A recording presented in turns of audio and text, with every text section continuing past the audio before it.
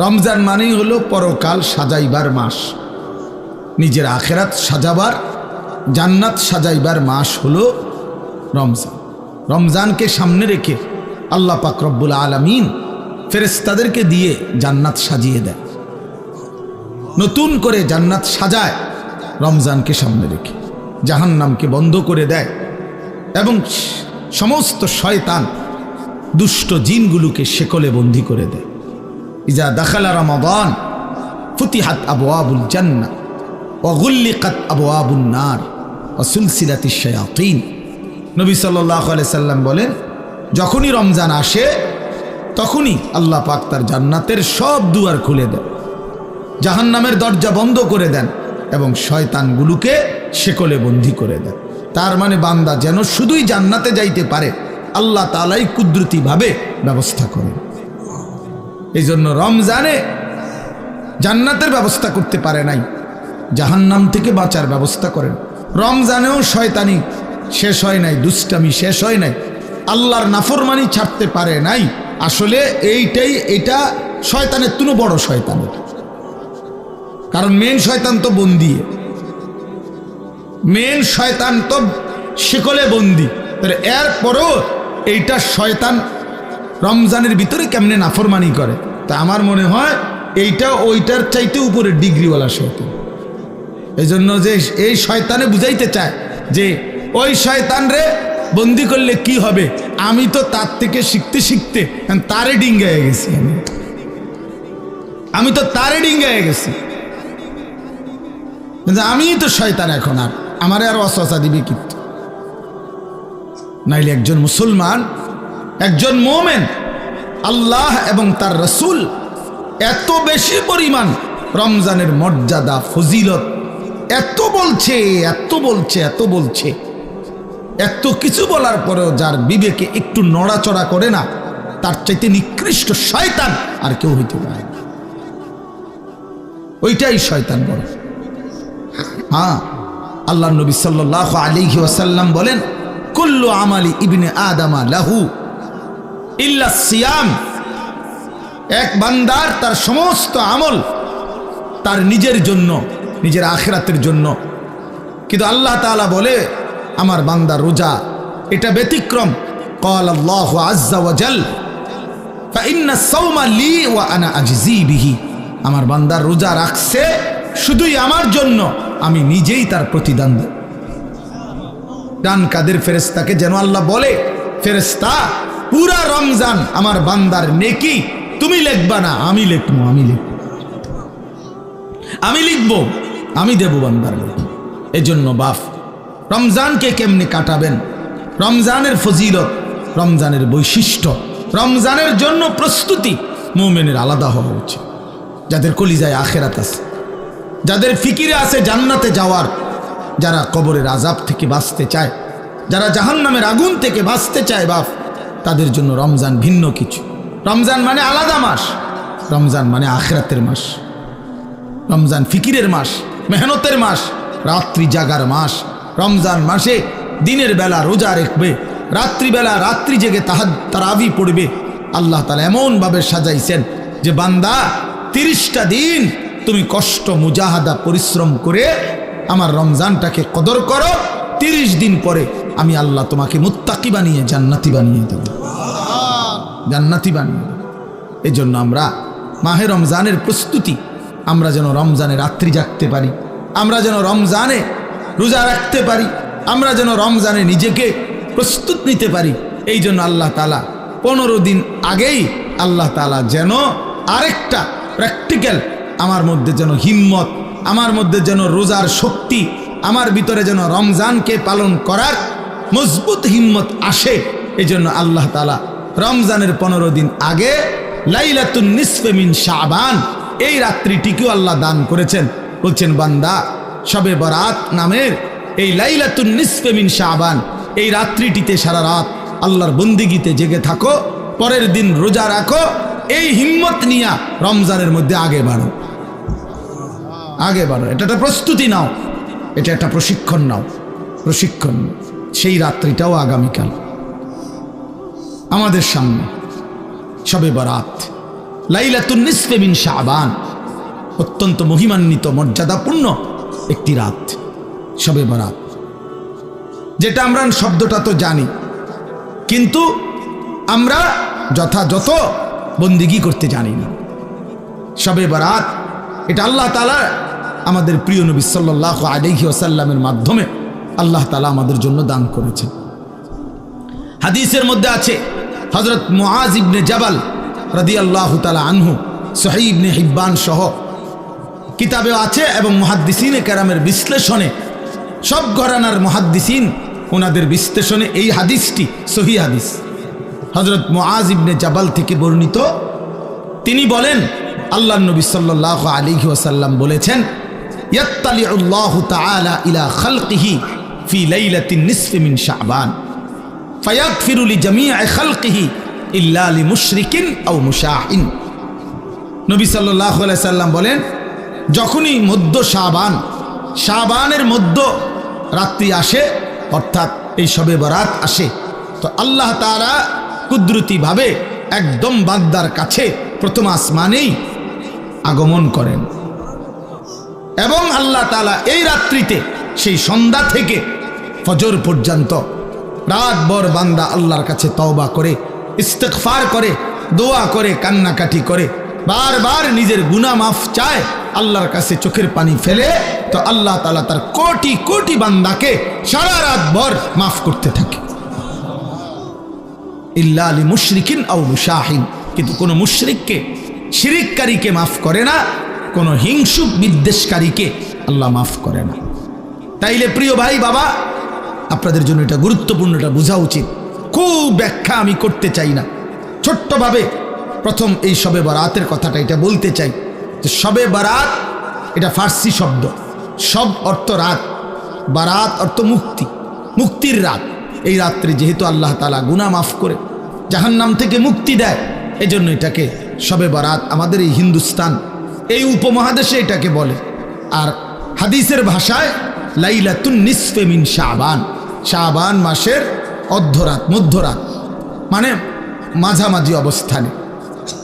এইটা আগামীকাল সন্ধ্যায়, অর্থাৎ আরবি চাঁদের কারণে, চাঁদের হিসাবে দিন শুরু হয় একটা পূর্ণাঙ্গ সন্ধ্যা থেকে। ইংরেজিতে যেমন রাত্র 12টার পরে AM শুরু হয়, মানে দিন শুরু হয় পরের দিনের, কিন্তু আপনার আরবিতে সন্ধ্যা থেকে শুরু হয়। সূর্য ডুবলেই নতুন দিন শুরু হয়, নতুন তারিখ শুরু হয়। তো আগামীকাল, আজকে তো সন্ধ্যা থেকে 14 তারিখ, তা আগামীকাল যখন সূর্য ডুববে তখনই 15 তারিখ, তখনই 15 তারিখ। তো এই পরের দিনের সূর্য ডুবা পর্যন্ত এই 15 তারিখ, এটাই লাইলাতুন নিসফে মিন শাবান, এটাই শবে বরাত। তাহলে এই শবে বরাত রাসূলুল্লাহ সাল্লাল্লাহু আলাইহি ওয়াসাল্লামের হাদিস দ্বারা প্রমাণিত, যে রাসূলুল্লাহ সাল্লাল্লাহু আলাইহি ওয়াসাল্লাম এটার ফজিলত বলছেন যে আল্লাহ তাআলা এই রাত্রে অগণিত বান্দাকে, তওবাকারী, ইস্তিগফারকারীকে আল্লাহ মাফ করে থাকেন। অতএব এটা প্রমাণিত। এখন প্রশ্ন হইল আমাদের করণীয় কি? আমি সংক্ষেপে শুধু এটা শেষ করতে চাই। আমাদের করণীয় কি?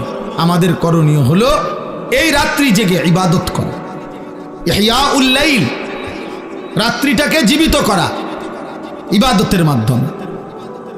কিয়ামুল লাইল, রাত্রিটাকে দাঁড়িয়ে অর্থাৎ আল্লাহর ইবাদতের মাধ্যমে কাটানো, এটাই মূল মাকসাদ। হাদিসের বক্তব্য এটাই বক্তব্য যে রাত্রি জেগে ইবাদত করো। নবী সাল্লাল্লাহু আলাইহি ওয়াসাল্লাম বলছেন, কুমু লাইলাহা ওয়া সুমু ইয়াউমাহা, তোমরা রাত্রি জাগো আর দিনের বেলা রোজা রাখো। তাহলে আমাদের দুইটাই কাজ, একটা হলো রাত্রি জেগে ইবাদত করা, পরের দিন রোজা রাখা। অর্থাৎ আগামীকাল শুক্রবার দিবাগত রাত আপনি আল্লাহর ইবাদত করবেন, শনিবার শুক্রবারের সেহরি খেয়ে শনিবার দিন রোজা রাখবেন, খালাস, এটাই। তাহলে আল্লাহ তাআলা শবে বরাত আমাদের জন্য দিয়েছেন, রাসূলুল্লাহ সাল্লাল্লাহু আলাইহি ওয়াসাল্লাম শুনিয়েছেন ইবাদত করতে, ইবাদতের রাত, ইবাদতের রাত। আর নফল ইবাদতের ক্ষেত্রে বান্দার কাছে কোরআন সুন্নাহর এটাই বক্তব্য, এটা কোনো ফরজ ইবাদত না, এটা ওয়াজিব ইবাদত না, এটা নফল ইবাদত। শবে বরাত কি ইবাদত বলেন? সবাই বলেন কি ইবাদত? আর নফল ইবাদতের মধ্যে একাকিত্ব, এটাই কাম্য। এটাই কোরআন সুন্নাহর ভাষ্য যে একাকী প্রত্যেকেই মুস্তাকিল নফল ইবাদত নিজের মতো করে নিজের জন্য করবে, নিজের জন্য করবে। আমি আর আপনি সমান না। আমি আমার বয়স হিসাবে আমি 40 রাকাত নামাজ পড়তে পারব, আপনি পারবেন 20 রাকাত। আরেকজনে 100 রাকাত নফল পড়তে পারবে সে ইচ্ছা করলে। সে তার বয়স মাত্র 20 বছর, তারেও আপনি দিলেন 12 রাকাত। 80 বছরের বুড়া মিয়ারেও দিলেন 12 রাকাত। তো এটা ইনসাফ হলো না, এটা তো নফল হলো না, এটা তো বাধ্যতামূলক করে দিলেন, এটা তো বাধ্যতামূলক করে দিলেন। অথচ এই যুবক তো ইচ্ছা করলে এক রাত্রিতে সে 100 রাকাত নফল পড়তে পারত, কারণ তার তো শরীর আছে, তার তো সামর্থ্য আছে। আমরা কিতাবে পড়ছি আবু ইসহাক আস-সাবিঈ এক বড় বুজুর্গ ছিলেন। উনি বলছিলেন, যুবক যৌবনকালে এমন হাজারো রাত, শত শত রাত আমার জীবন থেকে গিয়েছে, যেই রাত্রিগুলোতে আমি এক রাকাতে পুরা সূরায়ে বাকারা 3.5 পারার মতো পুরাটা তেলাওয়াত করে ফেলেছি, তেলাওয়াত করে ফেলেছি। হযরতে উসমান রাদিয়াল্লাহু তাআলা আনহুর মতো সাহাবী এক রাকাতে পুরা মুকাম্মাল কোরআনুল কারীম এক খতম দাঁড়ায়া পড়ে ফেলছে রাত্রি। তাইলে নফল আমল সবার কি বরাবর? কথা বলেন না কেন? তাইলে আল্লাহ নবী সাল্লাল্লাহু আলাইহি সাল্লাম ওনার স্ত্রী আম্মা জান আয়েশা নবীজির বিবি, উনি বর্ণনা করছেন আল্লাহ নবী সাল্লাল্লাহু আলাইহি সাল্লাম কানা রাসূলুল্লাহ সাল্লাল্লাহু আলাইহি ওয়াসাল্লাম ইউসাল্লি বিল লাইল, রাত্রিবেলা নবীজি নামাজ পড়তেছিলেন। ফাআতালা সুজুদ, সেজদাটা লম্বা করলেন, লম্বা একটা সেজদা দিলেন। হাত্তা জানান্তু আন্নাহু কাদ কুবিজা, হযরত আয়েশা নিজে বলতেছেন, আমি ভাবলাম এত লম্বা সেজদা না জানি নবীজি ইন্তেকাল করলেন কিনা। আর তো মাথায় উঠায় না, কখন সেজদা দিলেন, আহারে মাথায় তো তুলতেছে না। হযরত আয়েশা রাদিয়াল্লাহু তাআলা আনহা বলেন, আমি তখন নবীজি সাল্লাল্লাহু আলাইহি সাল্লামের পায়ের তালুতে পিছনে আঙ্গুল দিয়া স্পর্শ করলাম, মানে সাইলাম আরি বাইচা আছে কিনা। আল্লাহ নবী সাল্লাল্লাহু আলাইহি সাল্লাম একটু পরে যখন নামাজের সালাম ফিরাইলেন, তো নবীজি জিজ্ঞেস করলেন, আয়েশা তুমি কি ভেবেছ আমি তোমার উপরে কোনো জুলুম করেছি? অর্থাৎ তোমার সাথে না থেকে রাত্রিটা আল্লাহর ইবাদতে কাটায় দিছি, এতে কষ্ট পাইলা তুমি? হযরত আয়েশা বলেন, ইয়া রাসূলুল্লাহ, না, আমি কষ্টের কারণে বলি নাই, আমি মূলত ভেবেছিলাম এত লম্বা সেজদা দিছেন, না জানি আপনার ইন্তেকাল হয়েছে কিনা, এই জন্য আমার ভয় লাগছে দেখে আমি আঙ্গুলটা স্পর্শ করছি, আমার চাহিদার জন্য না, আমি আপনার পেরেশানিতে করছি। তো আল্লাহ নবী সাল্লাল্লাহু আলাইহি ওয়াসাল্লাম বললেন, আয়েশা তুমি কি জানো আজকের রাত কোন রাত? তখন হযরত আয়েশা বললেন, জানি না ইয়া রাসূলুল্লাহ, আপনি জানেন, আপনি বলেন। তো আল্লাহ নবী সাল্লাল্লাহু আলাইহি ওয়াসাল্লাম বলেন, এই আজকের রাত্রি হচ্ছে লাইলাতুন নিসফি মিন শাবান, এটাই শবে বরাত, এটা শাবানের মধ্যরাত। এই রাত্রিতে আল্লাহ তাআলা যত লোক আল্লাহর কাছে গুনাহ মাফ চায়, তওবা করে, আল্লাহ তাদেরকে মাফ করে থাকে। যত লোক আল্লাহর কাছে দয়া ভিক্ষা করে, তো আল্লাহ তাআলা তাদের উপরে দয়া করে, দয়া করে। তাইলে আল্লাহ নবী সাল্লাল্লাহু আলাইহি সাল্লাম এত লম্বা সেজদা দিছেন যে নবীর বিবি উনি পর্যন্ত ভয় পাচ্ছিলেন যে ইন্তেকাল করলেন কিনা।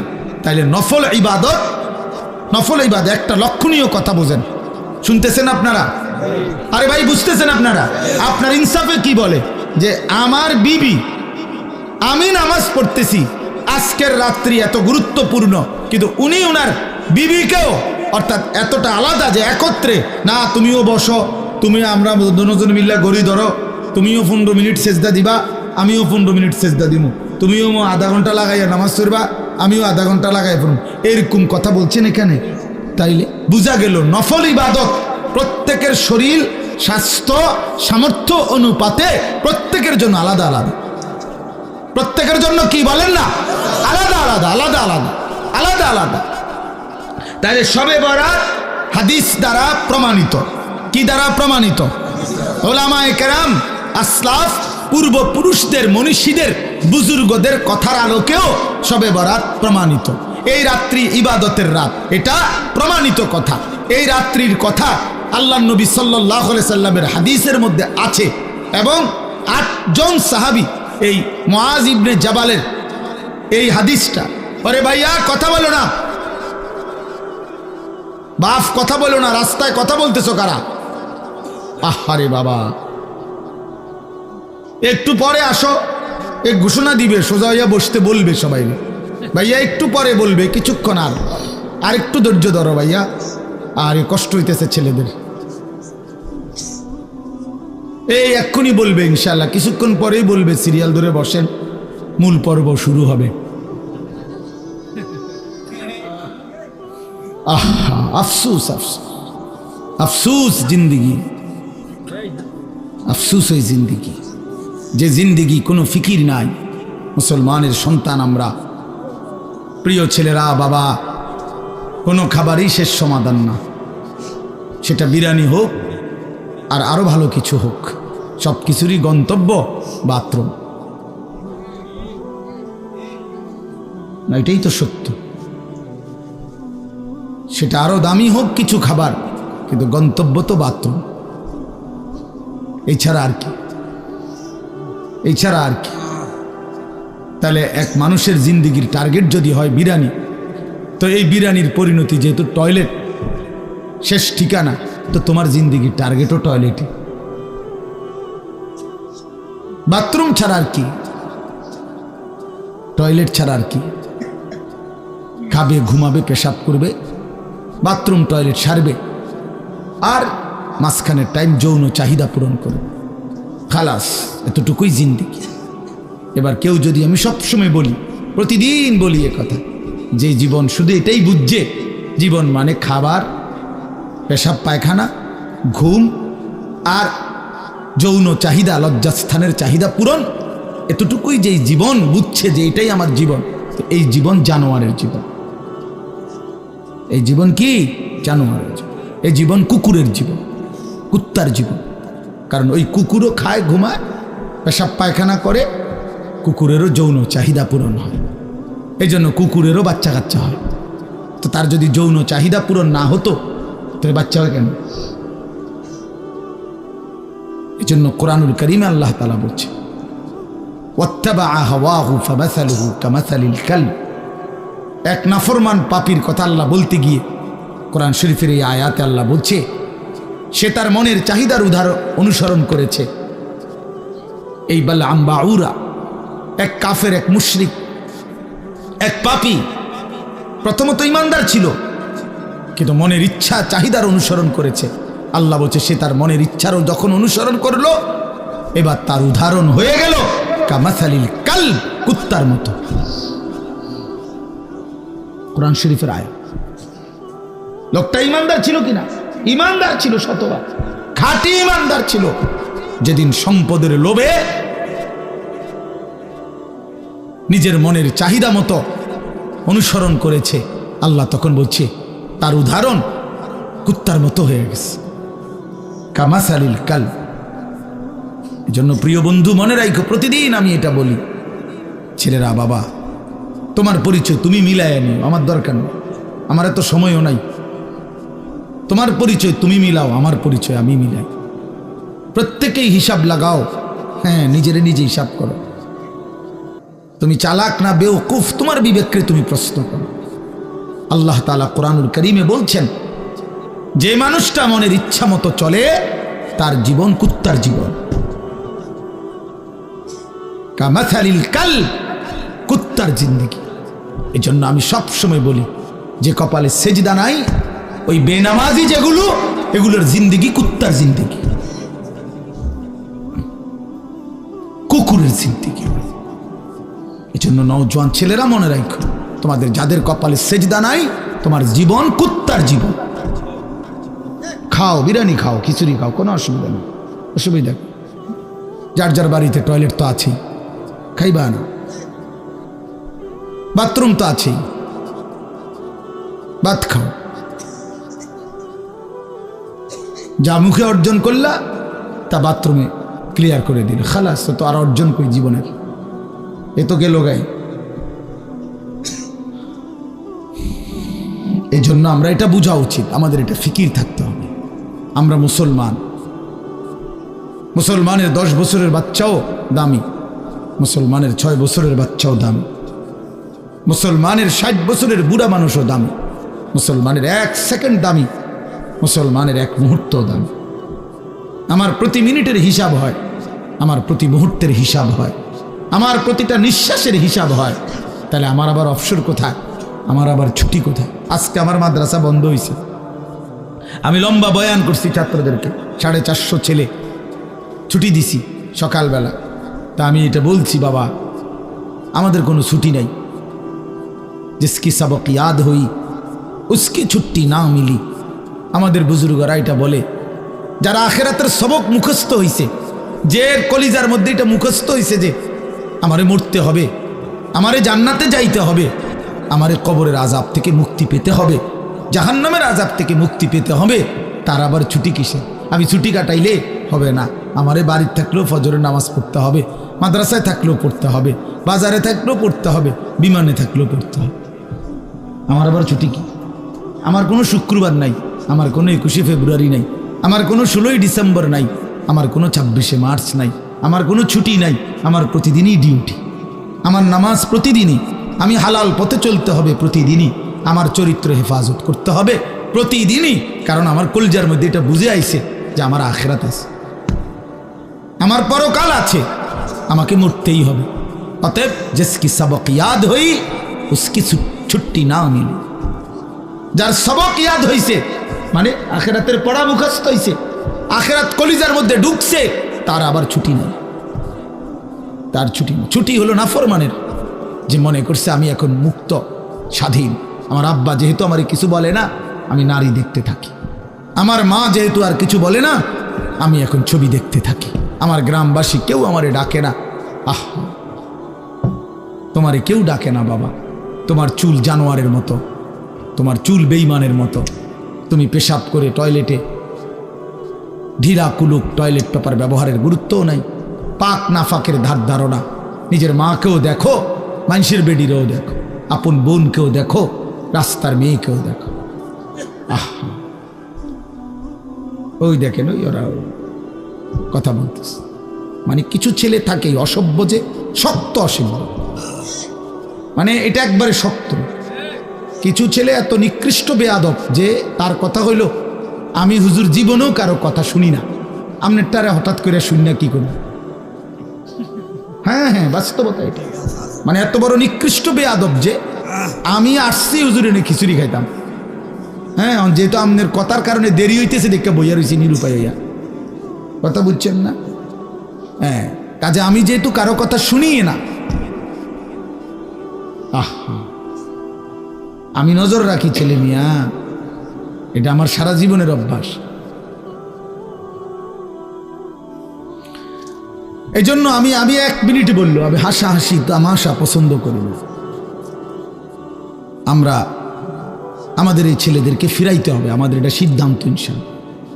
আলহামদুলিল্লাহ, আমরা আমাদের মাদ্রাসায়, আমার যে ক্যান্টনমেন্টের মাদ্রাসা, এই 8 তারিখ গত শনিবার আল্লাহর দয়ায় আমরা শুধু 16 বছর থেকে 30 বছর যাদের বয়স এমন ছেলেদের আলাদা ইসলাহি মজলিস করছি। সকাল 10টা থেকে 4:30 পর্যন্ত আমার মাওলানা ইয়াহিয়া বয়ান করছে, আমরা বয়ান করছি, আমার শায়েখ আল্লামা মুফতি মুশতাকুন নবী সাহেব, মুফতি আমজাদ সাহেব, মুফতি ইউসুফ বিন ইকবাল, ওনারা সব বয়ান করছেন। একজন বড় ডাক্তার বয়ান করছেন ধারাবাহিক ছেলেদের চরিত্র আখলাকের উপর। প্রায় 600 ছেলে শুধু এই বয়সী আসছে, আলহামদুলিল্লাহ।